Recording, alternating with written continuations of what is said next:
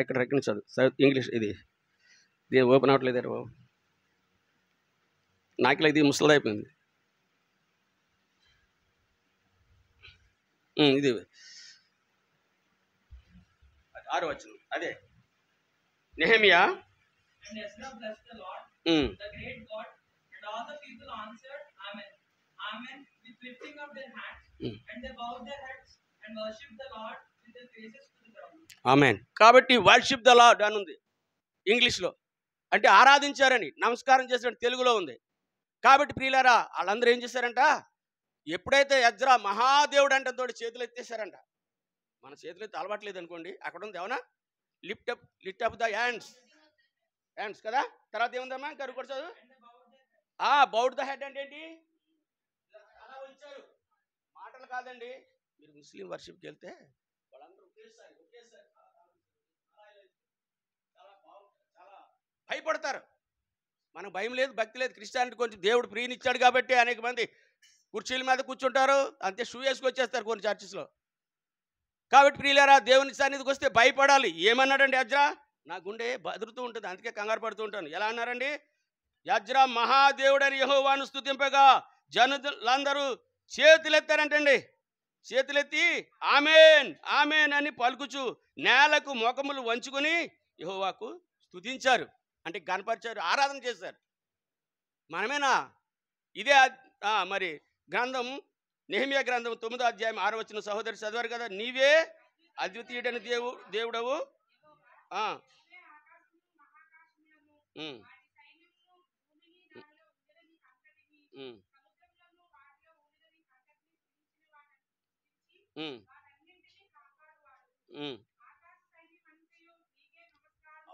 అయ్యి దేవుని స్తుతిస్తూ, వర్షం కూడా దేవుడు చెప్పాడు కాబట్టి పనిచేస్తుంది, లేకపోతే అది లేదు గొరవదు మన వల్ల. కావునా ఏదో విషబాయులెట్టి ఎక్కడో దాంతో బాగా వేడుకునేప్పుడు చేశారంట ప్రయోగాలు, అంత మాత్రాన్ని సరిపోదు. పంచభూతములు పంచఋతువులు ఆయన సృష్టించాడు, అందుకే దేవుని మహింపరుస్తాడు. ఎండ టైంలో మరి ఎండ కాస్తూ ఉంటుంది, ఉరికే వర్షం వస్తే బ్రతకలేం కూడా. కానీ ప్రతీది కూడా దేవుడు నిర్మించాడు. గాలి నీరు చూడండి, మన గాలి కావాలని కొంత మనం ఫ్యాన్లు పెట్టుకున్నాం, కానీ దేవుడిచ్చేది అంత ప్రశస్తమైంది. అందుకని ఆ గాలి నీరు కూడా అవి దేవుని మహింపరుస్తున్నాయి. పంచభూతాలు అంటే పంచ 5 రకాలు సృష్టించండి. ఇది ఆకాశము, భూమి, నీరు, గాలి, అగ్ని, ప్రతిది కూడా దేవుడిచ్చిందే. అగ్ని లేకపోతే మనం వంటలు చేసుకోలేం కదండి. కానీ దాని ప్రకారము ప్రతిది కూడా దేవుడు మనకి ఇచ్చారు. కాబట్టి అవి ఏం చేస్తున్నా దేవుని మహింపరుస్తున్నాయి. కానీ మనిషి చూశారు, ఎప్పుడు చూసినా కాబట్టి ఎప్పుడు చూసినా దేవునికి ఆయాసకరంగా ఉంటూ ఉంటాం. ఏదో రకమైన తలంపు ద్వారో, చూపు ద్వారో, నడవడి ద్వారో ఎంత మారు మనసు పొందినా పరిశుద్ధంగా జీవించినప్పటికీ అంతకే. కాబట్టి ఇక్కడ కూడా ఉందండి. కాబట్టి ఏం చేశారంటే ఇవన్నీ చెప్పేటప్పుడు వాళ్ళు అలా కలిగిందంటే అండి, నెహెమియా గ్రంథము అదే అధ్యాయంలో 8వ అధ్యాయము 9వ వచనం చదవమా.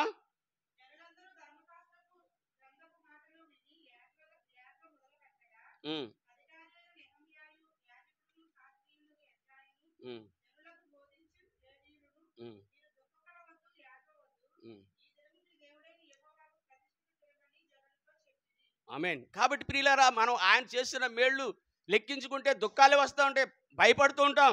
చూసారండి, వారి ధర్మశాస్త్రం గ్రంథం చదివాక చూడండి, మరలా చదువుతున్నాను 8వ వచనంలో, ఇటీవలనే వారు దేవుని గ్రంథమును స్పష్టంగా చదివి వినిపించి జనులకు బాగుగా గ్రహించినట్లు దానికి అర్థం చెప్పారంటండి. ఈ వాక్యాలు అందుకే బోధిస్తున్నాం, అందుకే విజయ్ చెప్తున్నాం. ఏదో మేము పైనుంచి వచ్చామని కాదు కానీ, వచ్చానని కాదు కానీ, దీంట్లో ఉన్న మర్మాన్ని, దేవుడు చేసిన పనులు మీరు మనమే సృష్టించే మనకే దుఃఖం వస్తూ ఉంటుంది. అనేక మంది అనారోగ్యం పాలైపోతూ ఉంటారు. మనకంటే దీనులు బహుగా లేమిలో ఉన్నవాళ్ళు, నేను ఆ ప్రాంతాలకు వెళ్తూ ఉంటాను, పాపం ఏమీ ఉండదు వాళ్ళ దగ్గర. ఒక ఆయన కంటండి వెన్నుముక పట్టుబట్టి 3 సార్లు చేసుకున్నాడు ఆపరేషను. ఎక్కడుంటారు వాళ్ళు? అలాంటి వాళ్ళు పాపం గృహం కూడా సరిగా లేదు, పాపం కొంచెం బాధకరం, చాలా బాధకరం. 3 సార్లు అయిందండి. 2 సార్లు ఏమంటారు ఆరోగ్యశ్రీ కార్డు ఎక్స్పెక్ట్ చేసిందండి, ఇంకోసారి డబ్బులు ఇచ్చారంట, మనీ పే చేశారు. నేను అనుకుంటాను ఎన్నిసార్లు, నాతోటి మా బంధువులు కూడా హార్ట్ అటాక్ ఆపరేషన్ వచ్చేసింది, చేశారు, ఇన్నేసి ఇచ్చారు, లక్షలే. దేవుడు ఎన్నో మేలు చేశారు మన పట్ల, మీ కూర్చున్న మీ పట్ల కూడా. గొప్ప చెప్పట్లేదు సుమా, సచ్ జరుగుతుంది ఇది. ఇటువంటి మనం అనుభవించిన ఏడుపు రాదా? అందుకే దావీదు మహారాజు బాగా స్తుతించాడండి. బాగా స్తుతించినందువల్లే హెచ్చింపడ్డాడు. ఇంతగా హెచ్చించుటకు నేనెంతటి వాడిని, నా కుటుంబం ఏపాటిది. అవును ప్రియులారా, ఒకానొకప్పుడంట నేను వెళ్ళిన దేశానికి వాళ్ళకు పాపం మంచినీళ్ళు కూడా లేవు దుబాయ్లో. అవన్నీ మినరల్ వాటర్ తయారు చేస్తారు సముద్రం నుండి. అసలు లేదు, ఇప్పుడు కాలువలు లేవు. ఏడ్చివారంట. మన సముద్రం అంట వచ్చి గుజరాత్ ఆ ప్రాంతాలకు వచ్చి ఖర్జూరు తెచ్చి ఇచ్చి బియ్యం వాటిని కొనుకెళ్ళేవారంట. వాళ్ళు ఏడ్చారు కాబట్టి, కన్నీళ్ళు విడిచారు కాబట్టి దేవుడు ఆశీర్వదించాడు అంతే. ఇండియా ఇంత పెద్ద దేశం అయినప్పటికీ వాళ్ళ ఉన్నత స్థితిలో ఉన్నారు. స్పష్టమైన బంగారం దొరుకుతుంది. ఆ బంగారం చూస్తే మీరు వదిలిపెట్టలేరు. గోల్డ్, డైమండ్స్ ఇలా పేరు చేస్తారు. వీటి మధ్య ఇక్కడ కూడా వచ్చినాయి కొంత. ఇక్కడ మల్బరీ గోల్డ్ ఎలా ఉందంటే ఆశ్చర్యం. అనేక మంది చూడలేకపోతున్నారు, అటువంటి వినగోరి వినలేకపోతున్నారు. మీరు వినుచున్నారు కనుక మీ చెవులు ధాన్యములైన ప్రభువైన క్రీస్తు వారు. అవి వింటే నాకు చాలా ఆశ్చర్యం అవుతుంది దేవుని కృపను బట్టి. కాబట్టి ఈ విషయంలో దేవుడు అందుకే యజ్రా ఇవన్నీ విన్న తర్వాత, అంతేకాదండి ఎన్నెన్ని ప్రాబ్లమ్స్ ఇప్పుడు జరుగుతుంది. దేవుని బిడ్డలు సత్యంగా జీవించుంటే అది కూడా కొంతమందికి ఇష్టం ఉండదు. మీరు బాగా ప్రయత్నిస్తూ ప్రయాసపడుతున్నా వీళ్ళకైనా ఏదోటి మన ఇంటిలోనో లేదా ప్రక్కవారు ఏదో ప్రాబ్లం వస్తూ ఉంటుంది. వీటన్నిటి నుంచి అధిగమించాలంటే మన దేవుని మాటలు మనం విని వాటిని గ్రహించినప్పుడు మనకి అబ్బా దేవుడు ఎన్నెన్ని మేలు చేశారు, ఆయన చేసిన ఉపకారంలో దేనిని మర్చిపోకూడదు. మన దేవుడికి ఏం పేరెట్టారండి? యజ్రా మహాదేవుడు అని. ఇంకో దిక్కున ఎక్కడ ఉందండి? మీరు బైబిల్ రీడర్స్ ఎంతవరకు చదువుకొచ్చారు? నేను ఇదే రోజు ఎందుకు తీసుకున్నానంటే, నేను బైబిల్ బాగా చదువుతాను, 10 సార్లు చదివేశాను. ఇప్పుడు యజ్రా దాకా, నెహెమీయా గ్రంథం దాకా చదువుకొచ్చాను. ఇక్కడే ఉన్నాను, ఆగాను. న్యూ టెస్ట్మెంట్ కూడా చదువుతాను. కాబట్టి ఇక్కడ నాకు ఈ వాక్యం దేవుడు నన్ను హత్తుకుంది మనసులో. యజ్రా రాశాడు కాబట్టి ఏమన్నాడండి? మహాదేవుడు, గ్రేట్ లార్డ్, గ్రేట్ గాడ్ అంటే గ్రేట్ అంటే గొప్ప, ఇంకా ఎవరో అడ్లేదు దాని పక్కనే. ఆ మాట ఇంకెక్కడ ఉంది? ఎవరైనా చెప్పండి బైబిల్ రీడర్స్, ఎన్నిసార్లు చదివారు బైబిల్స్? ఇంకో మాట ఉంది, అది నేను చూపించేస్తాను ఇప్పుడే. న్యూ టెస్ట్మెంట్లో అదే రిఫరెన్స్ కూడా చెప్పి యెహోవా కాదు, యెహోవా మహాదేవుడు అని. నేను చెప్తున్నాను, పత్రికలు ప్లీజ్ తీసేయండి. మరి కొట్టాలి ఒకసారి, అలాగే కొంచెం గుర్తుంచుకోవాలి. మాకు అది నేర్పారు మా స్టడీస్లో. ఏమంటుందండి? తిమోతియా కాదు, నేను కొంచెం కంగారులో మారుస్తున్నాను. తీతుకు రాసిన పత్రిక, కరెక్ట్. తీతు 2వ అధ్యాయము 13వ వచనం చూడండి. అనగా మహాదేవుడు మన రక్షకుడైన యేసుక్రీస్తు ప్రత్యక్షత, మహిమ యొక్క ప్రత్యక్షత. చదవమ్మా.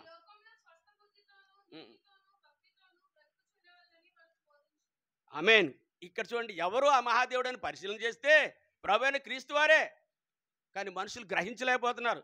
తీతు రాసిన పత్రిక అమ్మా, చూస్తున్నారు కదా, పాపం కనపడలేదు. 2వ అధ్యాయం 13వ వచనం కదరా, మళ్ళీ చదవమ్మా. అనగా మహాదేవుడును మన రక్షకుడునైనా యేసుక్రీస్తు మహిమ యొక్క ప్రత్యక్షత కొరకు ఎదురు చూచుచు ఈ లోకంలో స్వస్థ బుద్ధితోనూ నీతితోనూ భక్తితోనూ బ్రతుకుచుండవలనని మనకు బోధించున్నది. ఆమేన్. ఎవరి గురించి అంటే మహాదేవుడు ప్రభువైన క్రీస్తు వారే. ఇది నేను ఎందుకు ఇంగ్లీష్లో చదివించారంటే, అది ఇంగ్లీష్లోను ఇక్కడెక్కడ మన తెలుగే కాదండి, ఎంతో ఇంగ్లీష్లో కూడా 2 రకాలు ఉన్నవి. ఒకటి గుడ్ ఇంగ్లీష్, రెండోది ఇంకా కింగ్ జేమ్స్ వెర్షన్స్. అందులో తర్జుమా చేశారు. దీని గ్రేట్ గాడ్ అని వచ్చింది.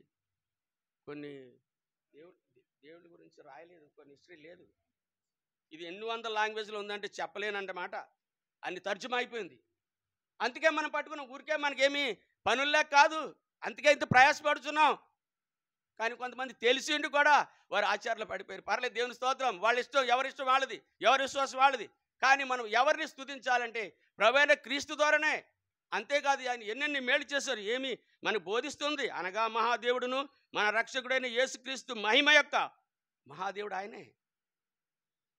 నేను భయపడ్డాను, ఆయన దేవుడు కాదని. మరి అంటారు కదా, తండ్రి కుమార పరిశుద్ధాత్మ ఆ రీతిగా ప్రత్యక్షం అవుతున్నారు. ఒక టైంలో తండ్రిని మహిమపరుస్తూ ఉంటాం, కానీ కుమారుడు చేసిన త్యాగాన్ని బట్టి తర్వాత మహింపరుస్తుంటాం. మరి ఆయన ఆత్మ స్వరూపి అయినారు కాబట్టి మన మధ్యలో ఉన్నారు. నమ్మాలి. నమ్ముట నీ వలనైతే నమ్మడానికి సమస్తం సాధ్యం. నమ్మాలి. ప్రభు ఎన్ని అద్భుత కార్యాలు చేశారు. మనం ప్రయాసపడాలి. నేను నమ్మానండి.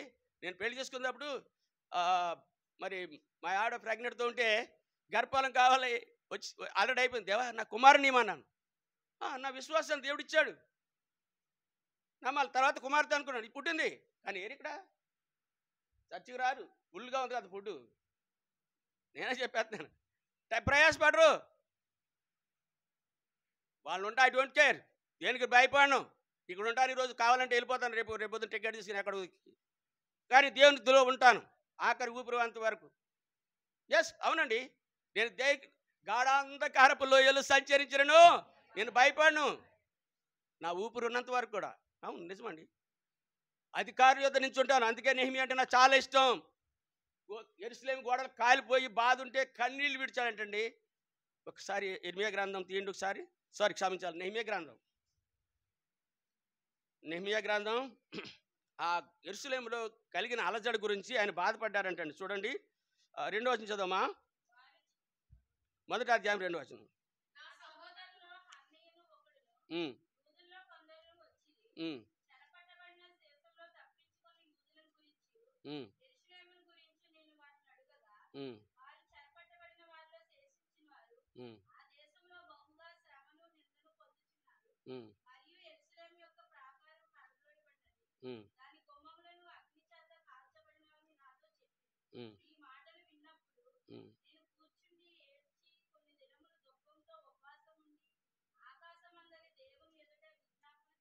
ఆమేన్. చూసారండి, కష్టం వచ్చినప్పుడు, వారి సజ్జనులకు బాధలు వచ్చినప్పుడు, యెరూషలేములో చర్చి గోడలు అన్న వెళ్ళారు. యెరూషలేం వెళ్ళారు. అనగా ఇజ్రాయేల్లో ఉంది. ఆ పెద్ద గోడ ఉంటుందంటే వారికి అక్కడికి వచ్చి ఇప్పటికీ ప్రార్థన చేస్తూ ఉంటారంట పక్కనే ఉండేలాగా. వారు వడ్డీ గోడగా కట్టారు. అనేక మంది ఎప్పుడు చూసినా వాళ్ళకి వ్యతిరేకమే. ఏదో ఒక రాజు రావటం, కట్టిన చర్చిని, కట్టిన మందిరాన్ని కూలగొట్టేయటం వివాదాస్పదం. బాధలు, ఇబ్బందులు ఎవరి కోసం? భక్తిగా ఉన్న వారి కోసమే. చూడండి ఏం చేశారంటే కాల్ చేశారండి యెరూషలేం గోడలు. ఎక్కడుందమ్మా అది? యెరూషలేం గూర్చి నేను వారిని అడగగా వారు చెరపట్టబడిన వారిలో శేషించిన వారు ఆ దేశంలో బహుగా శ్రమను నిందను పొందుతున్నారు. మరియు యెరూషలేం యొక్క ప్రాకారము ప్రడదోయబడినది, దాని గుమ్మములను అగ్ని చేత కాల్చబడినవని నాతో చెప్పిరి. మన ఇంట్లో గురించి కష్టాలు వస్తే ఏం చేస్తాం మనం? మార్గం తెరుస్తున్నాడు. ఇక్కడ చెప్తున్నాడు, కన్నీళ్లు విడిచి ఉపవాసం ఉండి మగవారండి. ఆడవారు ఉపవాసం పడరు, కొంతమంది మగవాళ్ళు కూడా ఉంటారు. ఇక్కడ చెప్తున్నాడండి. అప్పుడు అంటేనంటండి, ఈ మాటలు వినినప్పుడు నేను కూర్చుండి ఏడ్చి కొన్ని దినముల దుఃఖంతో ఉపవాసం ఉండి ఆకాశమందలి దేవుని ఎదుట విజ్ఞాపన చేసింది. ఎట్లనగా, ఆకాశమందున్న దేవా,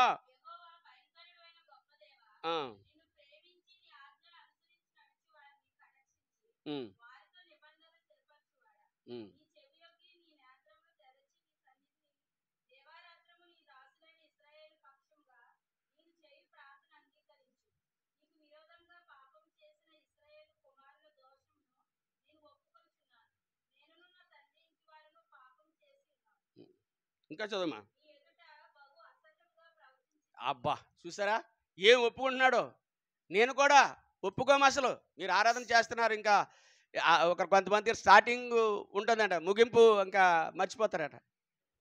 ఆరాధన మీరు చాలా పొడిగి చేస్తున్నారు. ఎంత అదృష్టం! కొంతమందికి పాట ద్వారా ఆరాధన చేస్తారు, అయిపోయింది. హైదరాబాద్ వెళ్ళినా 2-3 చేస్తారు. దయచేసి క్లుప్తంగా చేయాలి.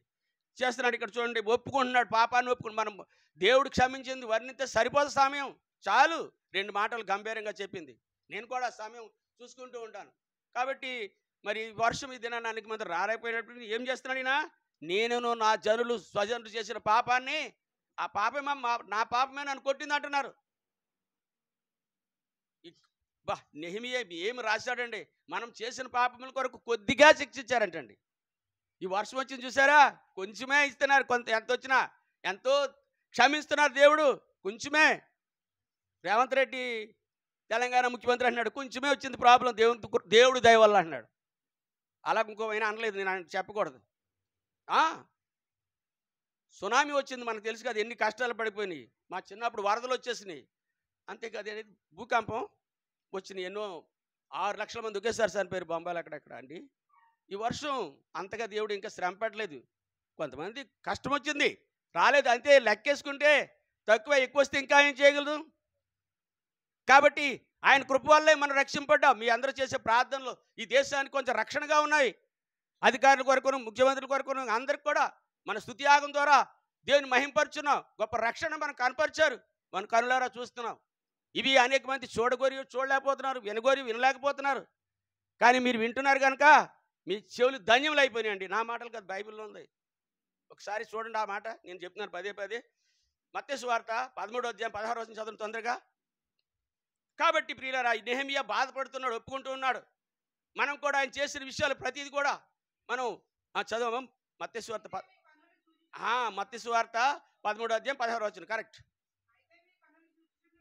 అయితే మీ కన్నులు చూస్తున్నవి కనుక అవి ధన్యములైనవి, మీ చెవులు వినుచున్నవి కనుక అవి ధన్యములైనవి. అబ్బా, ప్రవక్తలు అంటండి, నీతిమంతులను మీరు చూసి వాటిని చూడగోరియు చూడకపోయిరి, మీరు విని వాటిని వినగోరియు వినకపోయిరి. మీతో నిశ్చయముగా చెప్పుచున్నాను అని ప్రభు అని క్రీస్తు వారు చెప్పారు, మహాదేవుడు చెప్పారు. అవును, బ్లడ్ వచ్చి కొట్టుకుపోయి చనిపోతే మళ్ళీ బ్రతికారు. 300 మందికి పాపం కేరళలో చనిపోయారట. ఇంకా అక్కడక్కడ మన ప్రాంతంలో కూడా ప్రభునందు నిద్రించారు. తప్పదు, మన కాలగతులు దేవుని వశం, ఒక దినం మనం వెళ్ళిపోతాం. కాబట్టి ప్రతి విషయంలో కూడా దేవుని కృతజ్ఞతలు చెల్లించాలి. ఇవన్నీ ఎందుకు చెప్తున్నానంటే ఆరాధన, దేవుడు చేసిన ప్రతి మేలు. దేవా, మా దేశాన్ని ఇంకా రక్షించినందుకు వందనాలు. కొంత బాధ వచ్చినప్పటికీ. కాబట్టి ప్రియులారా, ఇదే నెహెమియా కొన్ని కష్టాల్లో ఇంకా చెప్తున్నాడు. చూడండి, ఒక మాట అంటున్నాడు ఇక్కడ. ఇంకా నేను నా మాటగా దేవుని మాట చదువుకుని మనం ముగించేసుకుందాం. చూడండి, నెహెమియా గ్రంథము 9వ అధ్యాయము 19వ వచనం చదువా. 17 చదువునాను. 17.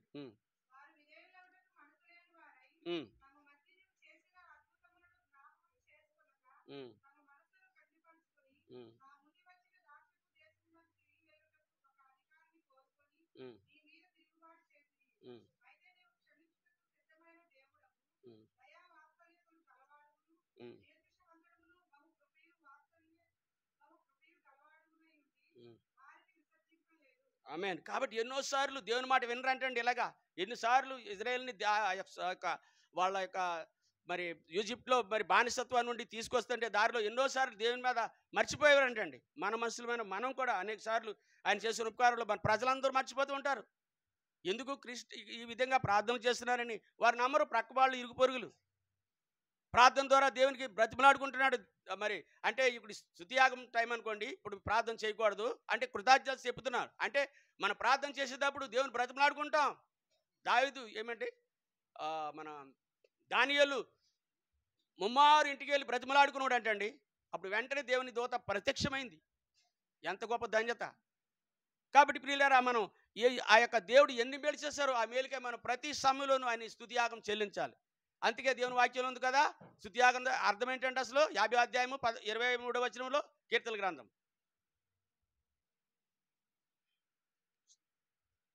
అందరికీ అది కంటత పాఠమే. 50వ అధ్యాయం కీర్తనల గ్రంథం 50:23వ వచనం. స్తుతియాగం అర్పించేవాడు నన్ను మహింపరుచున్నాడు, నేను వానికి దేవుని రక్షణ కనపరచున్నట్లు వాడు మార్గము సిద్ధపరచుకును. ఆమేన్. ఇంకా ఇంకా మనం బలపరుస్తున్న దేవుని వాక్యం. స్తుతియాగం అర్పించేవాడు దేవుడినే మహింపరుస్తున్నారు, మనుషులను కాదు. కాబట్టి అక్కడే మనం పేజ్ ఓపెన్ చేస్తుండగా 51వ అధ్యాయం 13వ వచనం చదువు, 11వ వచనం, 15వ వచనం, ఒకే వచనం. ప్రభువా, నా నోరు నీ నీతిని ప్రచురపరచినట్లు, నీ స్తుతిని ప్రచురపరిచినట్లు నా పెదవులను తెరువుము. ఆమేన్. మనం బద్ధకంగా ఉన్నాయి, అనేక సార్లు నిర్లక్ష్యంగా ఉంటాం. మనుషులు కదా, ఏదో రకమైన బలహీనత, కష్టం, ఏదో ఆలోచన వచ్చేస్తూ ఉంటుంది. 15 నిమిషాలు ఇక్కడ ఉంటారంటండి, తర్వాత అటు ఇటు ఇదే కదా వాక్యం అని మనసు వెళ్ళిపోద్దంట. కాబట్టి మనం మనసు పెట్టాలి ఇక్కడ. అంటే నేను వింటూ ఉంటాను, అనేక రకాలు పరిశోధిస్తూ ఉంటాను. మనసు వెళ్ళిపోతుంటుంది, ఎక్కువ చెప్పిన షార్ట్ మెసేజ్, స్వీట్ మెసేజ్ అని కొద్ది. కాబట్టి ప్రియులారా, మీరు వినాలి. కాబట్టి వింటం ఎందుకంటే వినటం వలన విశ్వాసం కలుగుతుందండి. అందుకే ప్రభువైన క్రీస్తు వారు చెప్పారు, ఆకాశము భూమి గతించిపోతుందేమో కానీ నా మాటలు ఎంత మాత్రం గతించవని చెప్పారు. కాబట్టి ప్రియులారా ఈ రీతిగా మరి నెహెమీయా గ్రంథం మనతో మాట్లాడుచున్నది. కాబట్టి ప్రతి విషయంలోనూ మనం అనేక సార్లు దేవుడు చేసిన మేళ్ళు మర్చిపోతూ ఉంటాం. కాబట్టి ఏది మర్చిపోకుండా మనకు ఆయన కృతజ్ఞతలు చెల్లించాలని మరి దేవుని వాక్యం చలవిస్తుంది. కాబట్టి ఇంకా దేవుడు మన కొరకు ఏం త్యాగం చేశారంటే చూడండి ఆయన పిలిపిలి రాసిన పత్రికలో 6వ అధ్యాయం 2వ అధ్యాయము 6వ వచనం తొందరగా ముగించేసుకుందాం. పిలిపిలి రాసిన పత్రిక. ఆయన ఇంకా దేవుడు అయ్యుండి కూడా అర్థమవుతుంది. ఆయన దేవుని స్వరూపం కలిగిన వాడండి. ఆమేన్.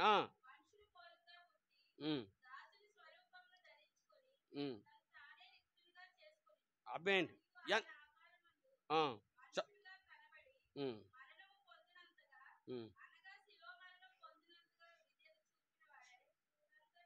ఆమేన్. దేవుని కుమారుడండి, దేవుడండి కూడా ఎంత తగ్గించుకున్నాడండి.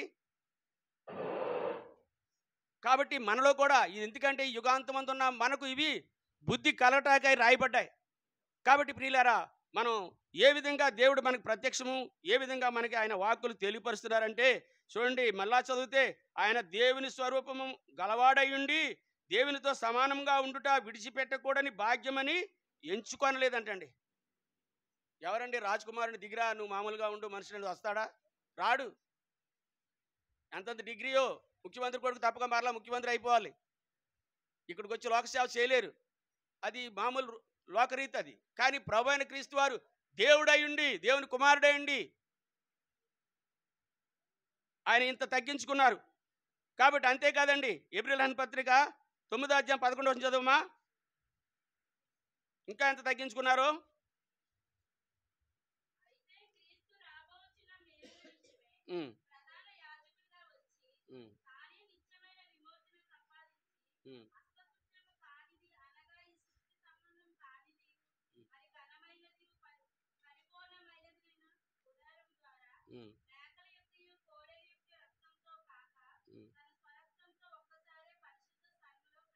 ఆమేన్. చాలమ్మా. కాబట్టి చూడండి, అయితే క్రీస్తు రాబోచున్న మేలుల విషయమై ప్రధాన యాజకుడిగా వచ్చారంటండి. రాబోచున్న మేలుల విషయం.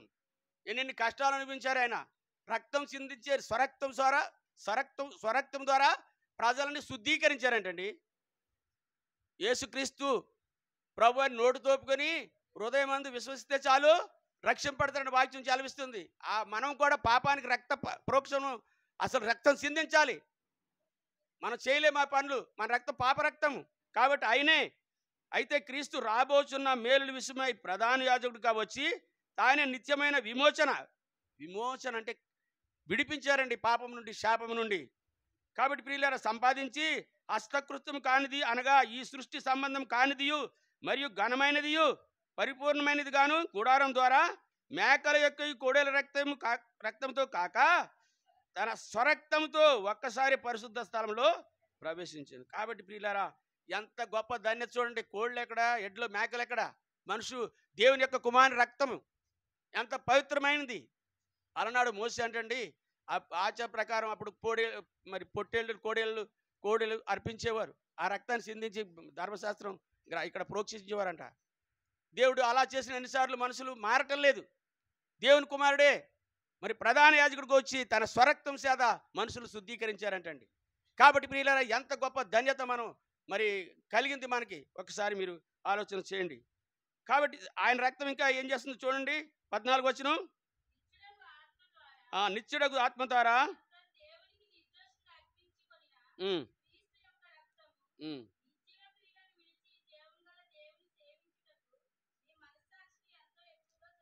చాలు. కాబట్టి ప్రియులారా మనం ఆయన్ని స్తుతించాలంటే మన ఆత్మలో మరి రక్షణ కావాలి, శుద్ధీకరణ కావాలి. ఎలాగంటే యేసుక్రీస్తు రక్తం నా కొరకు సిందించారని మనం నమ్మి ఆయన స్తుతించితే చాలు, మనం నమ్మితే చాలు, మనం రక్షింపడతాం.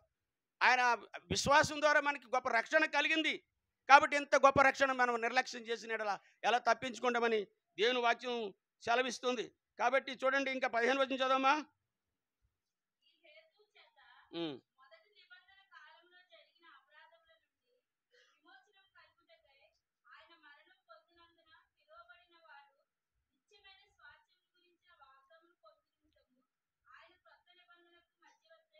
ఆమేన్. కాబట్టి ప్రియులారా ఆయన ఎందుకు ఇది చేశారంటే ముందు చనిపోయిన కూడా గొప్ప రక్షణ తేవాలని అందుకే పాతి పెట్టారంటండి. ఆయన మరి ఆయన లేచినప్పుడు ఆయన ఎప్పుడైతే వస్తారో మరలా తిరిగి అప్పుడు సమాధిలో ఉన్నవారు కూడా లేచిపోతారంట.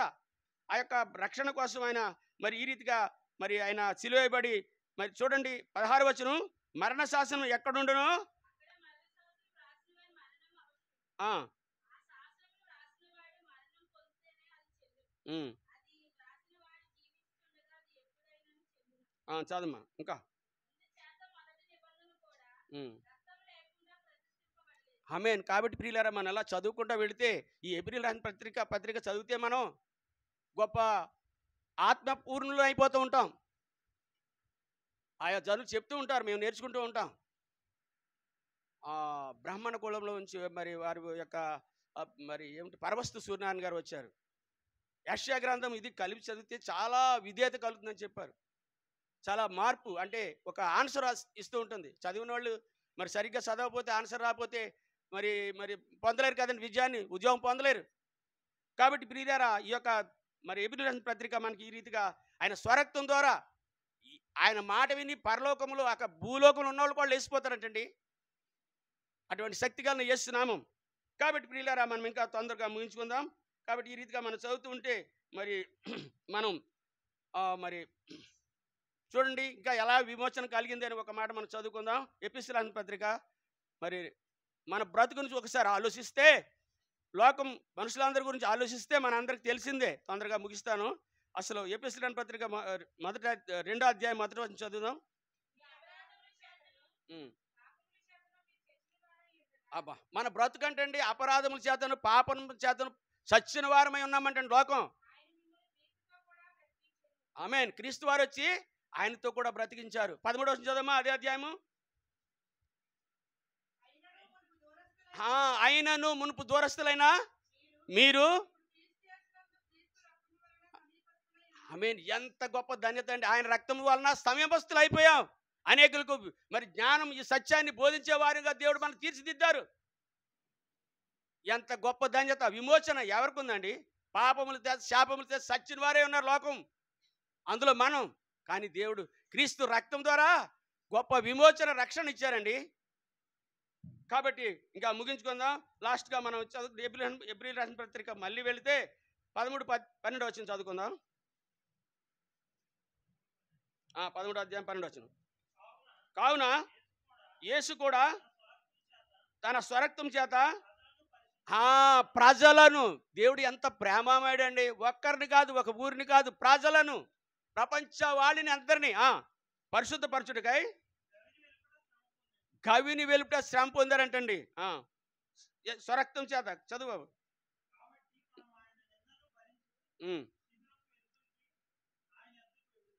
కాబట్టి ఆయన చాలామంది యేసుప్రభు సిలువ వేస్తామని మరి ఎవరినైనా కొడుతుంటే సిలువేస్తుంటే ఏది చేశాడు అనుకుంటారు కదా. అలాడు తెలీదు. వారు క్రీస్తు అని తెలుసుంటే వారు సిలువ వేయకపోతారంటండి అని బైబిల్లో ఉంది కదా. కాబట్టి ప్రియులారా ప్రభు అంత నిందను భరించాడు. మనం కూడా మరి ప్రభు ఎవరు ఏమన్నప్పటికీ ఏమి దూషించినప్పటికీ సువార్తకి వెళ్ళినప్పుడు మనం బహుగా దీనంగా ఉండాలి. ప్రతి విషయంలోనూ మన ప్రభు అయిన క్రీస్తు వారిని మనం జ్ఞాపకం చేసుకోవాలి. అందుకే చెప్పారు, బాలను గుర్తు చేసుకున్నప్పుడు నన్ను జ్ఞాపకం చేయటకై దీన్ని చేయడని చెప్పారు. కాబట్టి ప్రియులారా నాకు మీరు ప్రోత్సహిస్తూ ఇలా సాగిపోవాలని మరి దేవుని వాక్యము మనల్ని ప్రోత్సహిస్తుంది. 15వ వచనం లాస్ట్గా చదువుకుని ముగించుకుందాం. ఇదే కాబట్టి ఆయన ద్వారా మనము దేవునికి ఎల్లప్పుడూ స్తుతియాగం చేయదము అనగా ఆయన నామం ఒప్పుకొనుచు. ఆమేన్. కాబట్టి ఎన్నెన్ని మేళ్లు చేశారు, జీవితానికి కోసం ఎన్నెన్ని ఫలాలు ఇచ్చారు, ఒకసారి లెక్కేసుకుంటే లెక్కకు మించి ఉంటాయి. కాబట్టి మనం ఎప్పుడు కూడా, ఇప్పుడే కాదు, చర్చి నుంచి బయటకు వెళ్ళినా ఏం చేయాలి? నేనెల్లప్పుడు యెహోవాను సన్నుతింతును, నిత్యము ఆయన కీర్తి నా నోట నుండును.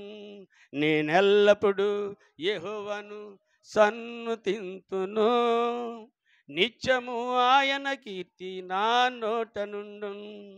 అంతా నా మేలుకే ఆరాధన యేసుకే అంతా నా మంచికే తన చిత్తమునకు తల వంచితే, తన చిత్తమునకు తల వంచితే ఆరాధన ఆపను స్తుతించుట మానను, ఆరాధన ఆపను స్తుతించుట మానను, స్తుతించుట మానను.